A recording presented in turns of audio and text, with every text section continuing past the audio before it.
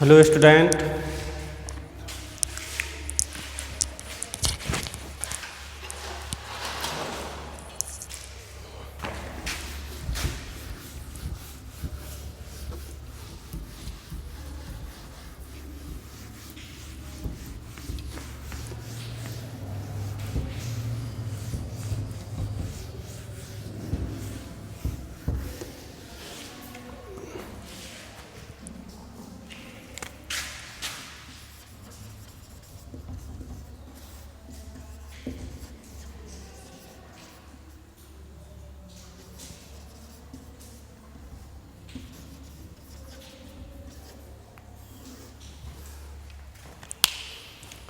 तो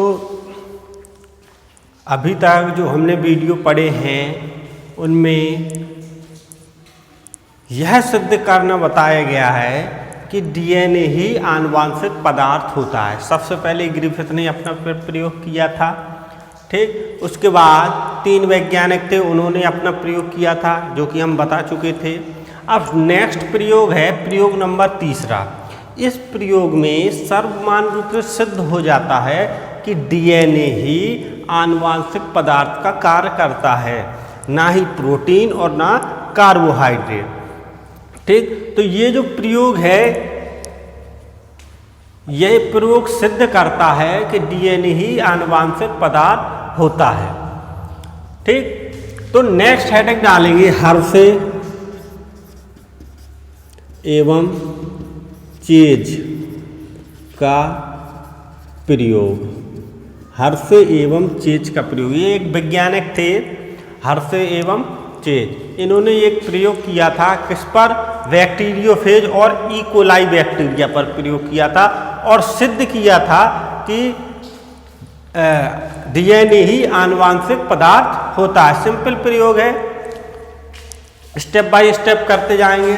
तो इसमें सबसे पहले लिखेंगे, लिखना तो नहीं है लेकिन हम पीडीएफ आपको भेज देंगे, उससे ही लिखना है आपको। तो हर्शे एवं चेज ने सर्वमान्य रूप से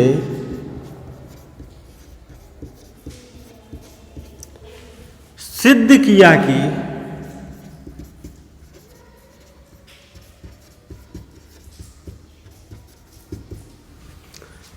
डीएनए ही आनुवांशिक पदार्थ होता है। इन्होंने सर्वमान्य रूप से सिद्ध किया कि डीएनए ही एक आनुवांशिक पदार्थ होता है। तो अब डीएनए ही क्यों आनुवांशिक पदार्थ होता है, ठीक। तो सर्वप्रथम इन्होंने क्या किया कि देखो, इन्होंने अपना जो प्रयोग किया था वो बैक्टीरियोफेज पे किया था, ठीक। बैक्टीरियोफेज क्या होता है? बैक्टीरियोफेज होता है विषाणु,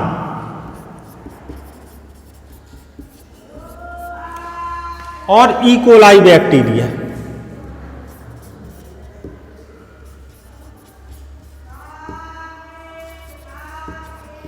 मतलब इन दो बैक्टीरियोफेज विषाणु और इकोलाई बैक्टीरिया पर अपना प्रयोग किया। देखो, बैक्टीरियोफेज होता है विषाणु मतलब वायरस, और इकोलाई जो होता है वो होता है जीवाणु।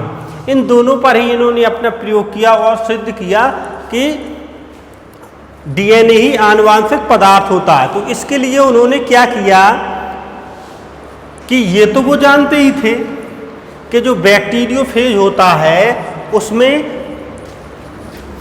डीएनए और प्रोटीन पाया जाता है। तो जो बैक्टीरियोफेज होता है उसमें जो डीएनए होता है,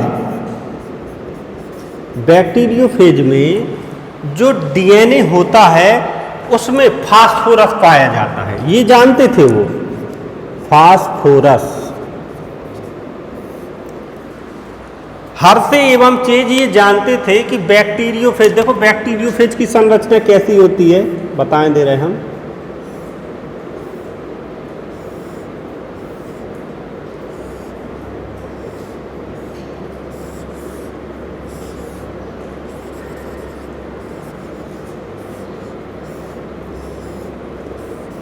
3 जोड़ी उसके टांगे होती हैं। इधर होता है डीएनए, ये क्या होता है डीएनए। तो वो जानते थे, ये क्या है बैक्टीरियोफेज।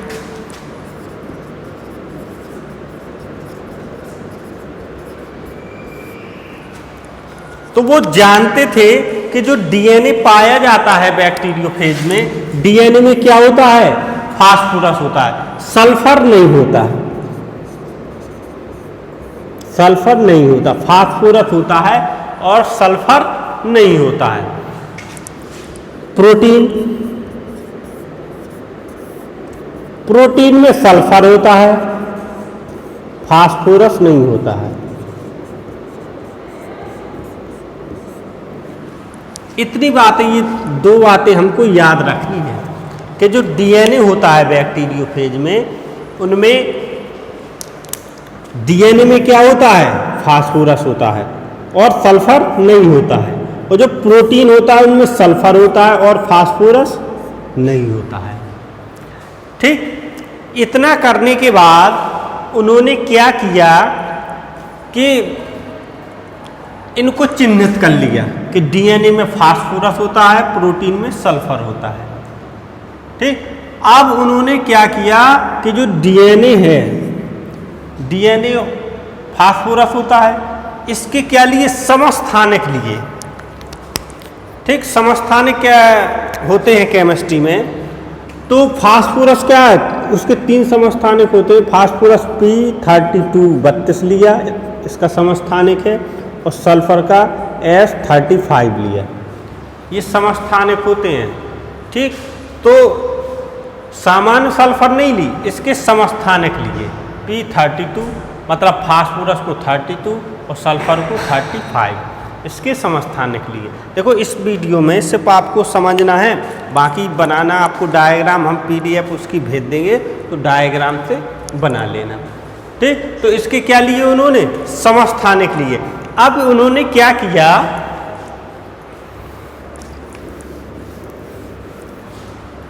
दो सॉल्यूशन विलयन लिए। और अगर ये वाला डायग्राम आपको सही लगे तो इसी से बनाते जाना, लिखने के बाद ये पूरा डायग्राम बनाते जाना जैसे हम बता रहे हैं। फिर उन्होंने 2 सॉल्यूशन लिए, एक में फास्फोरस विलयन डाला,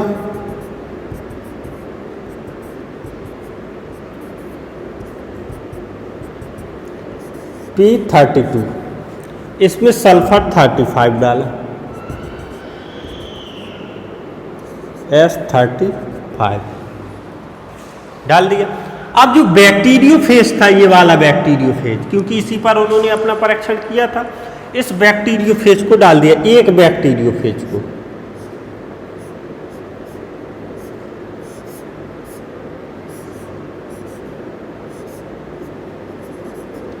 ये डीएनए, ठीक, इसके अंदर भी एक बैक्टीरियोफेज को डाल दिया।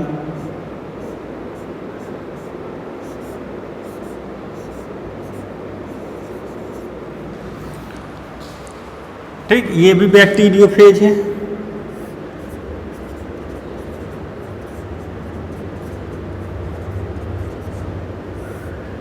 ये भी बैक्टीरियोफेज है।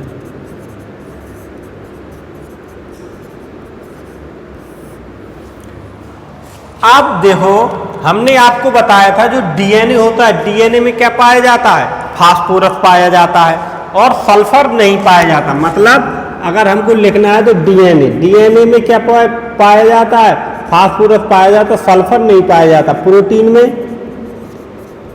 सल्फर पाया जाता है और फास्फोरस नहीं पाया जाता। ठीक, अब देखो जो फास्फोरस का विलयन था, जब फास्फोरस के विलयन में इस बैक्टीरियोफेज को डाला गया तो इस डीएनए में क्या मिल जाएगा, फास्फोरस मिल जाएगा। ठीक, तो डीएनए में फास्फोरस क्या होगा, डीएनए में पहले बैक्टीरियोफेज में, नीचे लिख लेंगे बैक्टीरियोफेज, इसमें भी लिख देंगे बैक्टीरियोफेज।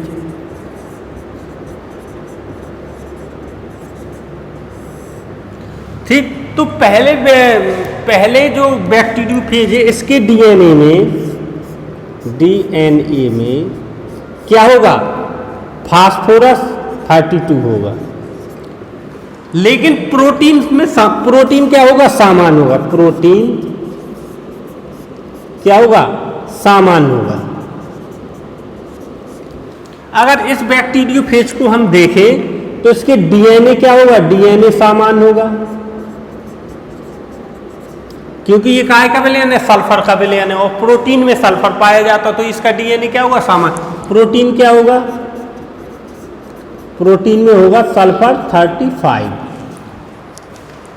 क्योंकि प्रोटीन में पाया जाता है सल्फर, तो सल्फर क्या होता, प्रोटीन खींच लेगा सल्फर को, इसमें डीएनए खींच लेगा फास्फोरस के विलयन को।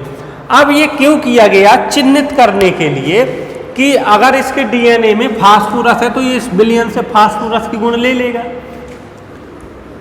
इसमें क्या है, इसके प्रोटीन में सल्फर है तो ये विलयन से इसका प्रोटीन क्या, सल्फर के अवयवों को ले लेगा, तो प्रोटीन में इसके सल्फर हो जाएगी, इसके डीएनए में क्या हो जाएगी, फास्फोरस हो जाएगी। अब इसके बाद उन्होंने क्या किया कि अब इस बैक्टीरियोफेज को निकाला उन्होंने, और इकोलाई बैक्टीरिया, इकोलाई क्या होता है, जीवाणु होता है, इकोलाई की संरचना होती है ऐसे।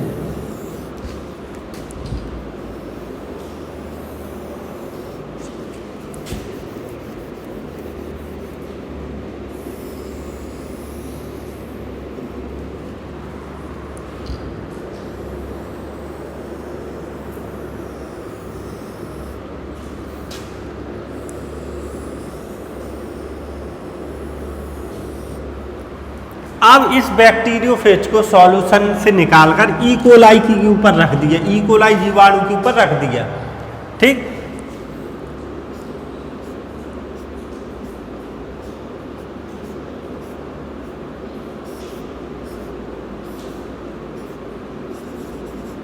क्या है, डीएनए, ये वाला इसके ऊपर रख दिया।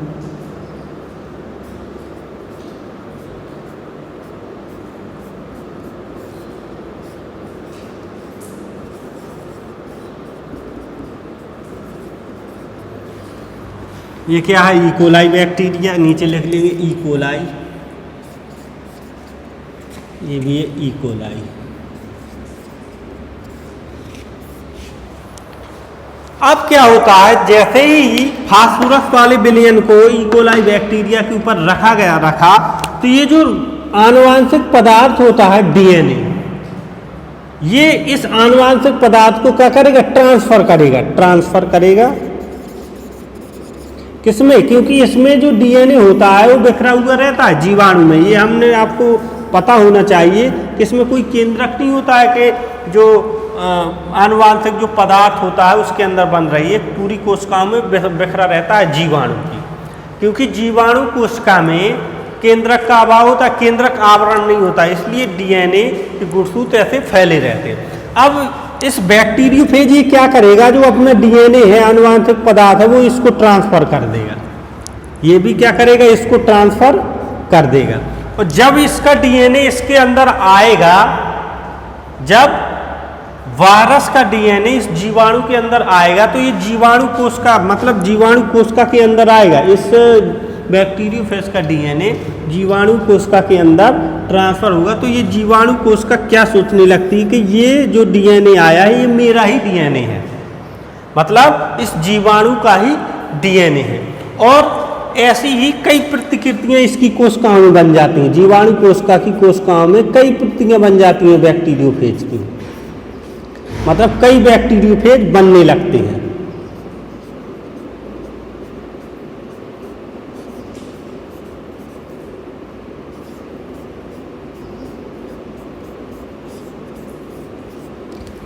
ऐसा ही इसकी कोशिका में कई बैक्टीरियोफेज बनने लगेंगे।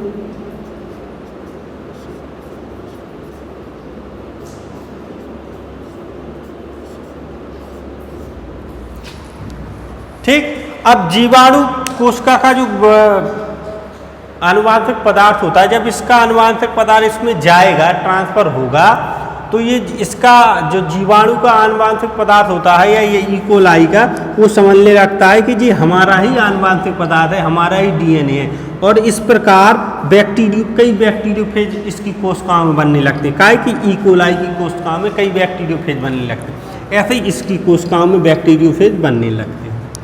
अब उन्होंने क्या किया, जब जो ये नए बैक्टीरियोफेज बने हैं, न्यू बैक्टीरियोफेज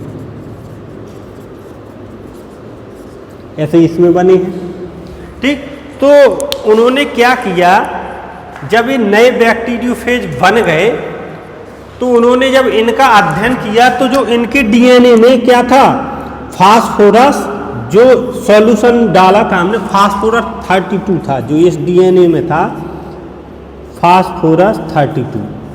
मतलब इसकी दूसरी पीढ़ियों में भी फास्फोरस 32 मतलब इसके समस्थानिक थे। लेकिन जब इसके प्रोटीन का अध्ययन किया गया, इसमें जो प्रोटीन था अध्ययन किया गया, प्रोटीन को काय में डाला था, सल्फर 32 के विलयन में, तो इसमें सल्फर 32 के अंश नहीं मिले, क्योंकि ये दूसरी जनरेशन है, फास्फोरस की दूसरी जनरेशन है। इसके जब अध्ययन किया गया इसके प्रोटीन का, तो जो प्रोटीन में सल्फर 32 का विलयन, ये क्या था, सल्फर 32 का विलयन था, तो इसके प्रोटीन में सल्फर 32 के अंश आ गए, ये अवयव आ गए। जब नेक्स्ट जनरेशन, दूसरी जनरेशन में देखा गया, अगर प्रोटीन आनुवांशिक पदार्थ होता तो इसकी दूसरी जनरेशन में भी इसके अंश होने चाहिए, लेकिन प्रोटीन दूसरी जनरेशन का जब प्रोटीन देखा गया तो उसमें सल्फर के अंश नहीं पाए गए, ठीक। फिर उन्होंने सिद्ध किया कि डीएनए ही क्या होता है, आनुवांशिक पदार्थ होता है, सूचनाओं का वाहक होता है। क्योंकि अगर प्रोटीन आनुवांशिक पदार्थ होता तो प्रोटीन में उसके अंश रहते या उसके अवयव रहते, लेकिन प्रोटीन में कोई अंश, सामान्य प्रोटीन था और इसमें अंश थे। देखो वो तो वही बात हो गई कि जो कैरी करता है, मतलब एक पीढ़ी के लक्षणों को दूसरी पीढ़ी तक कैरी करता है, वही आनुवांशिक पदार्थ होता है। जो डीएनए ने किया, मतलब जो इस पीढ़ी में था वो इस पीढ़ी में आया, वही, और प्रोटीन ने नहीं किया। तो अगर आपको ये डायग्राम सही लगे, ऐसे बनाना हो तो ऐसे बना लेना, नहीं तो हम आपको पीडीएफ में भेज देंगे, लेकिन उसमें इंग्लिश में है, लिख लेना, सिंपल डायग्राम है, ठीक। तो इस प्रकार हर्षे एवं चेज ने सिद्ध किया कि डीएनए आनुवांशिक मटेरियल होता है, आरएनए वो प्रोटीन या कार्बोहाइड्रेट नहीं होता है। और देखो मेनली आपको याद करना है बैक्टीरियोफेज और इकोलाई बैक्टीरिया। बैक्टीरियोफेज होता है विषाणु और इकोलाई होता है जीवाणु, इन दोनों पर अध्ययन किया। सबसे पहले बैक्टीरियोफेज को सॉल्यूशन में डाला, क्योंकि बैक्टीरियोफेज के डीएनए में क्या पाया जाता है, फास्फोरस पाया जाता है, सल्फर नहीं पाया जाता, ये उनको पहले से पता था। और प्रोटीन में सल्फर पाया जाता, फास्फोरस नहीं पाया जाता, मतलब अपोजिट, उल्टा, ठीक। अब उन्होंने क्या किया, इस बैक्टीरियोफेज को एक सॉल्यूशन में डाला, दो बैक्टीरियोफेज लिए, दो सॉल्यूशन लिए, दो बैक्टीरियोफेज लिए। पहले सॉल्यूशन में फास्फोरस का समस्थानिक का विलयन था, दूसरे सॉल्यूशन में सल्फर के समस्थानिक का विलयन था, और दो बैक्टीरियोफेज को इन सॉल्यूशन में डाल दिया। अब सॉल्यूशन में डालने से क्या होता है कि जो फास्फोरस के बैक्टीरियोफेज थे, इनके डीएनए में क्या था, फास्फोरस 32, लेकिन प्रोटीन क्या था, सामान्य था, क्योंकि डीएनए में ही फास्फोरस पाया जाता, तो इसका जो अंश होगा वो डीएनए में जाएगा, क्योंकि प्रोटीन में क्या पाया जाता, सल्फर, और ये है काय का विलयन, फास्फोरस का विलयन है। तो ये फास्फोरस के अंश कहाँ जाएंगे, डीएनए में जाएंगे। एक दूसरे विलयन में उन्होंने क्या किया कि सल्फर का अंश लिया। अब सल्फर के अंश में जब बैक्टीरियोफेज डाला गया तो इसके प्रोटीन में क्या पाया जाता है, सल्फर, तो सल्फर काय में जाएगा, प्रोटीन में। डीएनए में क्या पाया जाता है, फास्फोरस पाया जाता है, तो डीएनए इसका क्या होगा, सामान्य होगा। सल्फर काय कैसा हुआ, S35 का हुआ। अब इन्होंने क्या किया, इस बैक्टीरियोफेज को इकोलाई बैक्टीरिया के ऊपर रख दिया, उसकी कोशिका के ऊपर रख दिया। अब कोशिका की दोनों को, दो इकोलाई बैक्टीरिया लिए, दोनों को इस विलयन से निकाल के बैक्टीरियोफेज को इसकी कोशिका के ऊपर रख दिया, इसको निकाल के इसकी कोशिका के ऊपर रख दिया। अब क्या होता है कि जब इसके ऊपर रख दिया जाता है तो बैक्टीरियोफेज अपना डीएनए ट्रांसफर कर देता है इसकी कोशिकाओं को।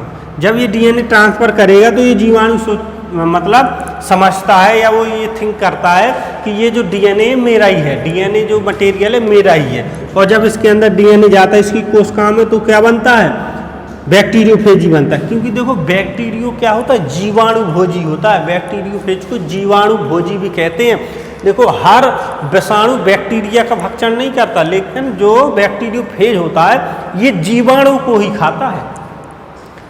ठीक, बैक्टीरियोफेज का मुख्य भोजन क्या होते हैं, जीवाणु होते हैं, इसलिए तो इसकी कोशिका में ये बैठ जाते हैं, क्योंकि ये जीवाणु का ही भक्षण करते हैं। तो बैक्टीरियोफेज को क्या कहते हैं, जीवाणु भोजी।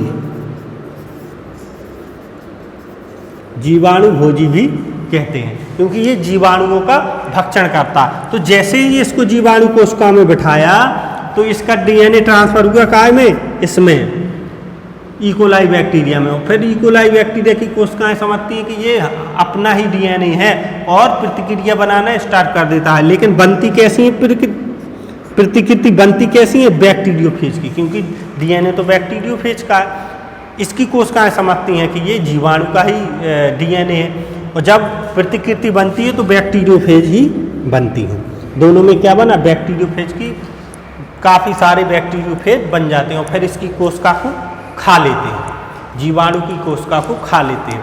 ठीक, तो फिर एक बैक्टीरियोफेज को निकाल के इनका अध्ययन किया गया, एक इसका निकाला, एक इसका निकाला।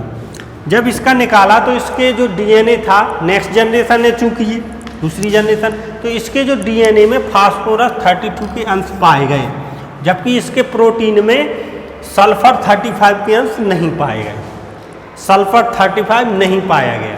इससे ये सिद्ध होता है कि डीएनए ही आनुवांशिक पदार्थ है या आनुवांशिक मटेरियल है, जो एक पीढ़ी से दूसरी पीढ़ी में सूचनाओं को ले जाता है।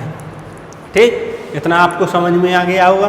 तो देखो ऐसे ही इसमें लिखा है, डीएनए को आनुवांशिक पदार्थ के रूप में सर्वमान्य रूप से सिद्ध करने का श्रेय अल्फ्रेड डी हर्श तथा मार्था चेज को जाता है। अल्फ्रेड डी हर्श और मार्था चेज को जाता है, ये वैज्ञानिकों के नाम है। इन्होंने सन 1952 में इस्चेरिचिया क्या होता है,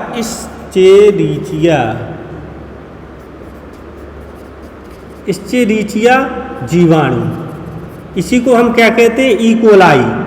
इस्चेरिचिया का ई ले लिया और जीवाणु कोलाई। इस्चेरिचिया जीवाणु या इकोलाई जीवाणु एक ही होता है, एक ही नाम होता है। इस्चेरिचिया, एक मिनट, हाँ, इकोलाई एवं जीवाणु भोजी बैक्टीरियोफेज के जीवन चक्र के अध्ययन द्वारा सिद्ध किया। उन्होंने इकोलाई के और बैक्टीरियोफेज के जीवन चक्र द्वारा इसे सिद्ध किया कि संतति जीवाणु भोजियों में जनक जीवाणु भोजियों का केवल डीएनए ही संचरित होता है। कि संतति जीवाणु भोजियों में, जो उनकी संतानें हैं, उनमें केवल जनक जीवाणु भोजियों का ही डीएनए संचरित होता है। अब उसमें क्रियाविधि दी है, ये जीवाणु भोजी केवल इकोलाई जीवाणु की जीवित कोशिका के अंदर ही जनन कर सकते हैं। जो जीवाणु भोजी होता है वो इकोलाई की कोशिकाओं के अंदर ही जनन कर सकता है और किसी की कोशिका के अंदर जनन नहीं कर सकता। इसलिए तो इस जीवाणु भोजी को इकोलाई के कोशिका पर रखा था। हर्श एवं चेज ने अलग अलग प्रयोग किए जिनमें जीवाणु भोजी के डीएनए एवं प्रोटीन को चिन्हित किया गया। हर्श एवं चेज ने जो प्रयोग किए थे उसमें जीवाणु भोजी के डीएनए और प्रोटीन को चिन्हित किया। उन्होंने डीएनए और प्रोटीन को टारगेट बनाया और वो जानते थे कि डीएनए में क्या पाया जाता है, फास्फोरस पाया जाता है, जबकि प्रोटीन में सल्फर पाया जाता है। अब उसमें आगे लिखा है, डीएनए में फास्फोरस पाया जाता है किंतु सल्फर नहीं पाया जाता। डीएनए में फास्फोरस पाया जाता है, सल्फर नहीं पाया जाता। प्रोटीन में सल्फर पाया जाता, फास्फोरस नहीं पाया जाता। ठीक, इसके विपरीत प्रोटीन में सल्फर होता है किंतु फास्फोरस नहीं होता है। तो ये भी उन्होंने बताया कि जो प्रोटीन पाया जाता है, प्रोटीन में सल्फर पाया जाता है लेकिन फास्फोरस नहीं पाया जाता। डीएनए के जस्ट अपोजिट, डीएनए में फास्फोरस पाया जाता है, सल्फर नहीं पाया जाता है, और प्रोटीन में सल्फर पाया जाता है, फास्फोरस नहीं पाया जाता है। उन्होंने इन दोनों को चिन्हित किया क्योंकि इन्हीं दोनों पर तो उन्होंने परीक्षण किए थे, तो इन्हीं दोनों को चिन्हित किया। इसके बाद उन्होंने क्या किया कि दो सॉल्यूशन लिए, एक फास्फोरस का लिया, दूसरा सल्फर का लिया। दोनों बैक्टीरियोफेज को एक एक करके दोनों में डाल दिया। ठीक। तो इसकी जो PDF है वो हम आपको भेज देंगे, उसमें पूरी प्रयोग विधि लिखी है, उससे आप लिख लेना। और अगर आपको एग्जाम्पल में जो डायग्राम बनाना है ये वाला आपको समझ में आता तो ये बना लेना, नहीं तो आप PDF से ही इसका एग्जाम्पल के तौर पर लिख लेना। ठीक। तो आज की इस वीडियो में ये तीसरा प्रयोग है, बाकी जो अगला प्रयोग होगा वो अगले वीडियो में बताएंगे। ठीक, धन्यवाद।